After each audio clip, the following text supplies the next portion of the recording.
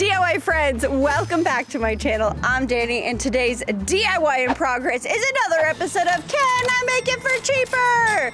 A series where I take highly priced decor items and find a DIY solution to dupe it in a high quality way and hopefully for 1/3 of the price. At the end, we're gonna do a summary of the cost to really evaluate if I could in fact make it for cheaper. Maybe I can, maybe I can't, but that is what this series is meant to find out. Today, we are stepping into the outdoor space, if you haven't guessed, to flip an outdoor furniture piece because 1, your girl needs some sun, she's pasty. 2, I need something to lay down on, read a book. I want a lounger, but I also want a lounger that doesn't cost the same as a mini vacation, you know what I mean? So let's see if we can make it for cheaper. Let's DIY a solution, and let's get into this episode. Editor, roll the tape! Boop.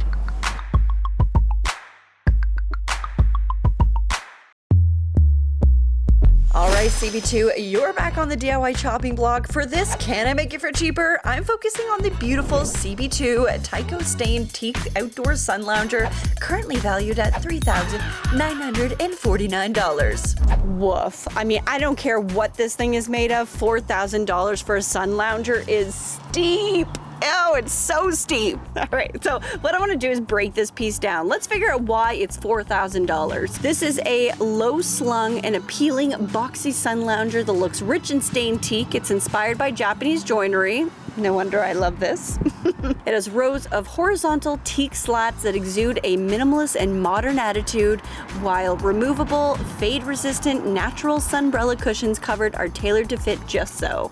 It has 3-position adjustment and it's FSC certified. Nice. Honestly, I love this lounger. I mean, anything with the usual teak wood is going to be costly. This is just such a cool outdoor piece. I mean, I love the modern vibe of it. I love the slats. I just love it. But per usual, I'd have to donate body parts to be able to buy something on this level. So I say, let's see if we can make it for cheaper. We got this.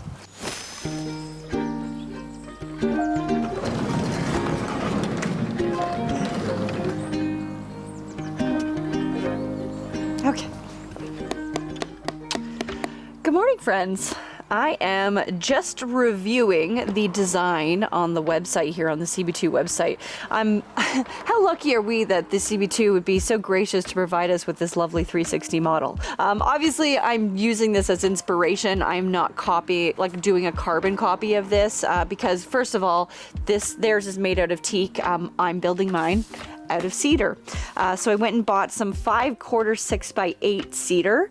This is a red cedar. It's so beautiful, and like once we add like a little bit of a stain to it, it's gonna look stunning. The second thing is obviously I don't have the mechanism to allow the lounger to kind of like pivot up and down. So I'm actually gonna build my own version of that, which isn't gonna be with metal, like a metal device. I'm gonna build mine with wood and dowel. And then third, obviously they have a cushion. This is built to accommodate a specific cushion. I don't have that cushion, but I did source one from IKEA. So I went and bought the Dove Holman lounge cedar. So this is like a 3-seater cushion. And then I got the Frozone cover for it, which is like a nice neutral color too. So I think this is gonna work. So I'm taking these dimensions of this guy and building mine custom to this pillow. So this is 74 3/4 by 23 5/8. So I'm using that as my guide to build my dimensions out. So I think this is gonna work, but the first thing we need to do is start cutting up some wood because we got a lot of pieces to cut. So let's go cut some wood.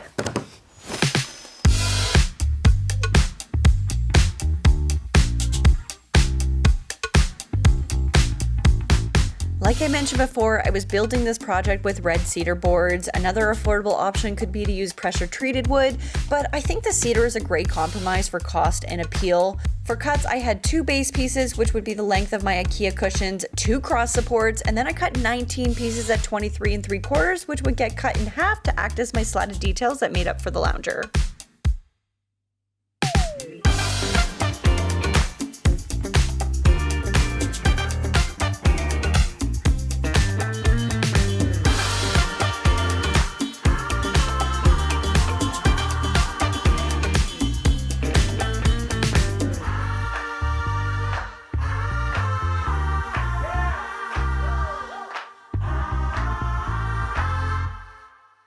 There seems to be a lot of like grass cutting and whipping snipping around me today, so that's fun.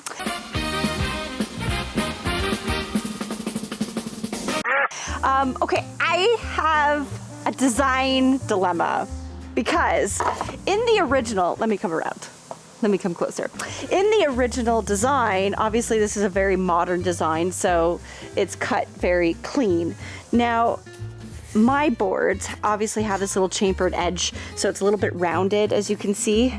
Now, I can take off that roundness and make this very clean, or I could, in theory, keep it, because then if we're piling these up, you know, like in gaps, like it might be more comfortable if it's not such a hard edge. Like it just, that softness kind of gives the piece a little bit of softness. Like this is purely an aesthetic choice, because if I was trying to definitely like carbon copy recreate that piece, I definitely think that I would cut the other side and make it very clean looking like this edge here. It's not that I'm trying to get out of work. I actually just genuinely wonder if it's going to be more comfortable to have it. What would Martha Stewart do?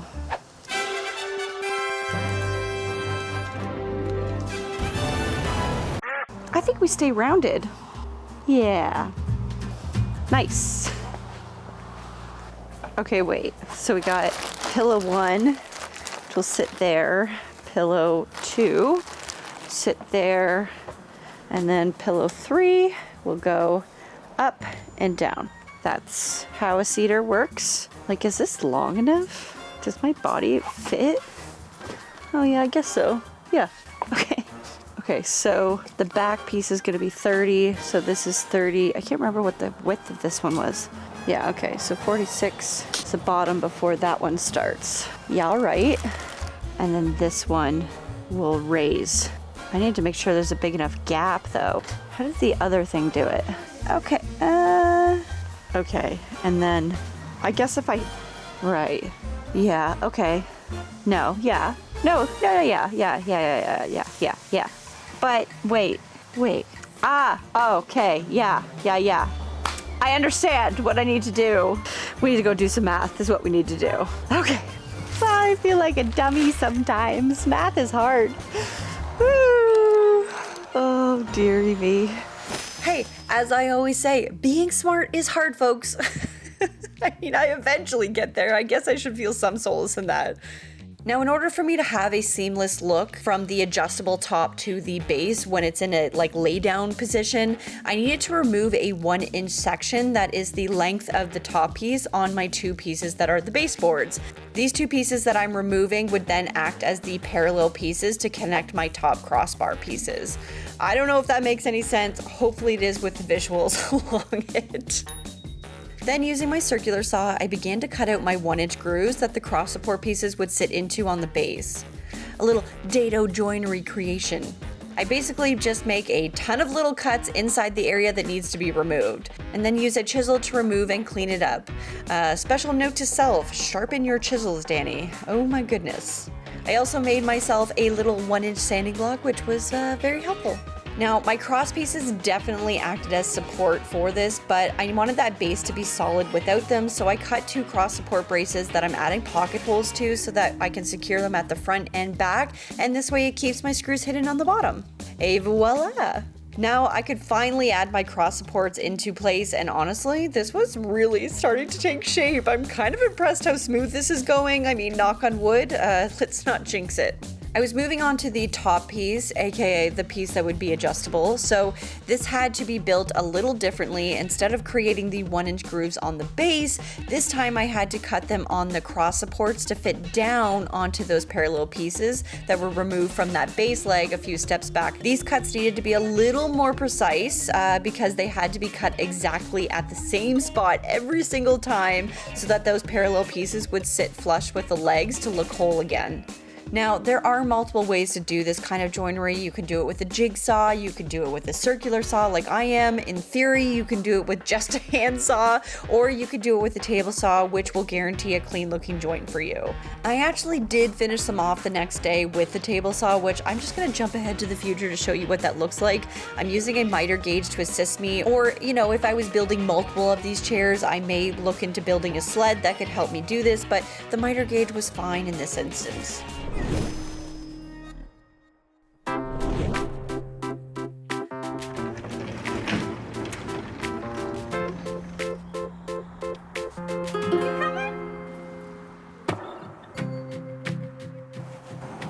Okay, so the good news is it's the right size. Small snaps for Danie.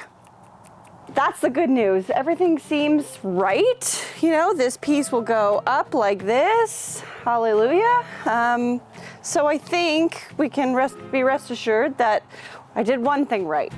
Now we need to figure out the mechanism in the back. Well, I need to actually secure these pieces down, and then we can figure out the mechanism in the back, which the piece that we are duping from, the mechanism is very simple. It's very tiny, actually. I was like, that's holding that whole chair up? Shocking. It's a very thin piece of hardware. So I was like, I'm gonna make mine a little bit more hefty, which I have no idea how to do, but we're gonna figure it out. All we need is just a little confidence. So I'm gonna dance, build my confidence, trust my magic, and we're gonna build this thing. And I'm gonna confidence off screen here. Okay, bye-bye.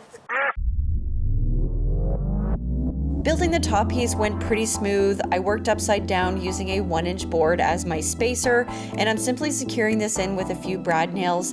Now, any piece that would need to be considered structural, I'm doing those in quotations, i.e., holding any hinged pieces, these would get screwed and glued in place. All the rest would be fine with brad nails.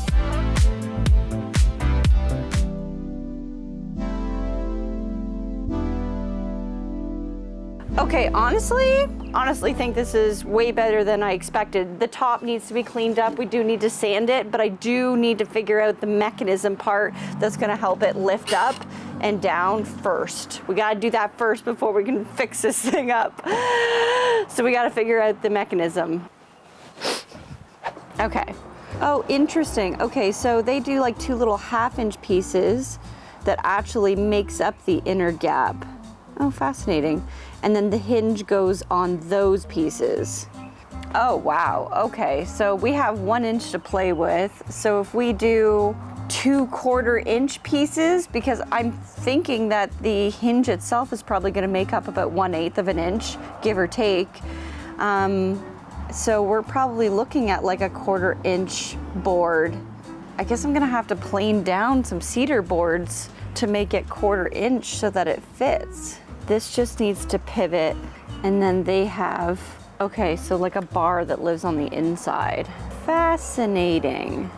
Okay, so I think the first thing we need to do is just build this hinge system and then make sure that that works, and then we can start building this system here to actually hold it up afterwards. I always feel like slightly nervous when it's something I've never done before. I mean, like, once I've done it once, I always feel really confident. That's why I hate building something for the first time, because I wish I always had the ability to build more than one so that at least the second one would be bomb. But I'm always just figuring out the kinks, but that's okay.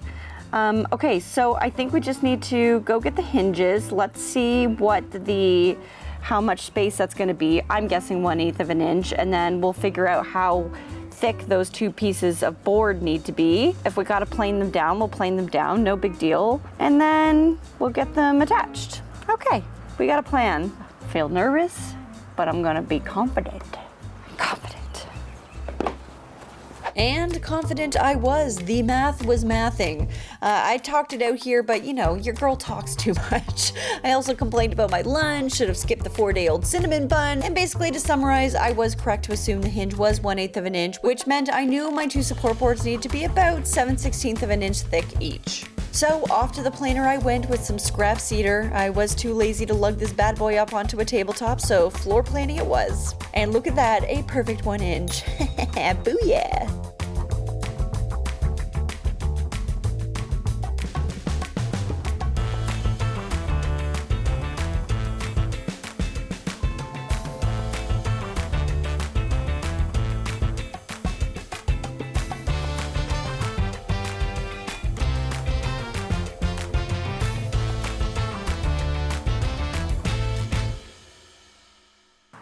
Okay, so I did a bit of cleaning up. This looks much better.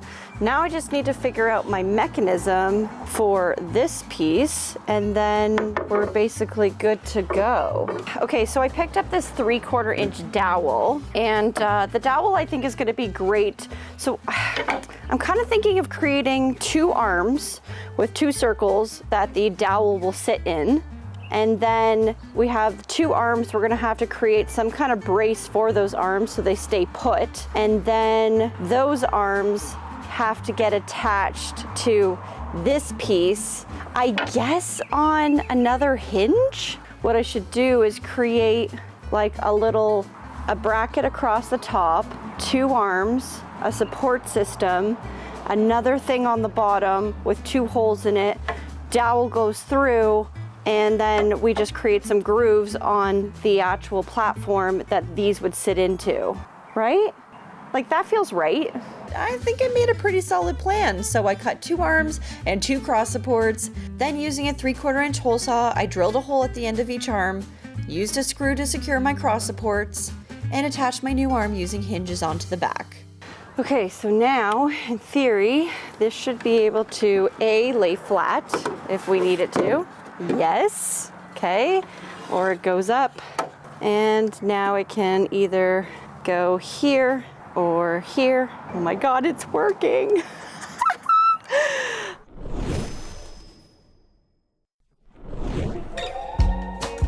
So the next day, I cut my dowel to fit in between the 2 legs, and then all I had to do was add a few support pieces on the inside that would get notched for my dowel to sit in.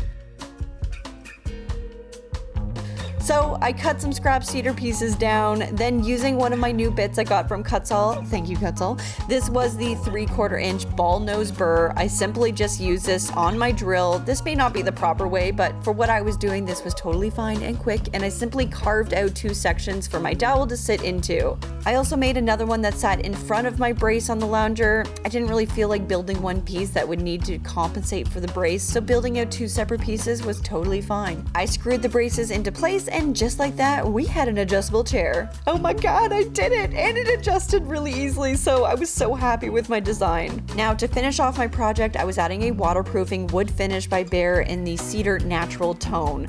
This would just make sure my piece was well protected by all weather types here in Canada. Now, this does have a bit of an orangey tone to it. A part of me thought maybe I could have gone a tad deeper, but this was the same color as my outdoor dining table, so I liked that it would match.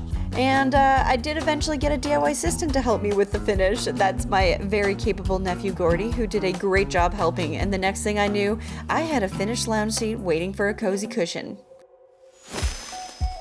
Before I added my new lounger, I wanted to set the scene a little. I found this amazing outdoor rug from Amazon that was the perfect tones to match both my home and red cedar lounger. It's a great material for outdoor and it's very easy to clean. I wanted some extra cozy lighting, so I added 2 camping hooks to my pergola, then found these solar charging light bulbs to hang in these 2 IKEA Tora Red lampshades.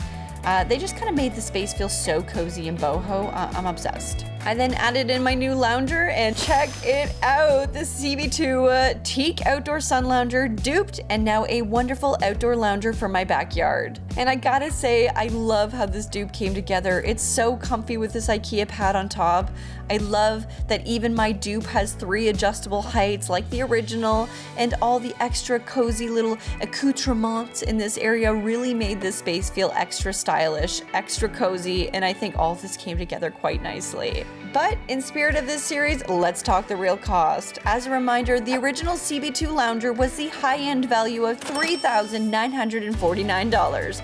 Pulling out my DIY cost calculator, let's tally this project up. With all the materials bought outright, not including the tools that I own, this project cost me a total of $254, which means I saved a total of $3,695 by making it myself. So if the question is, can I make it for cheaper? I think we can rightfully say yes. Yes, I can.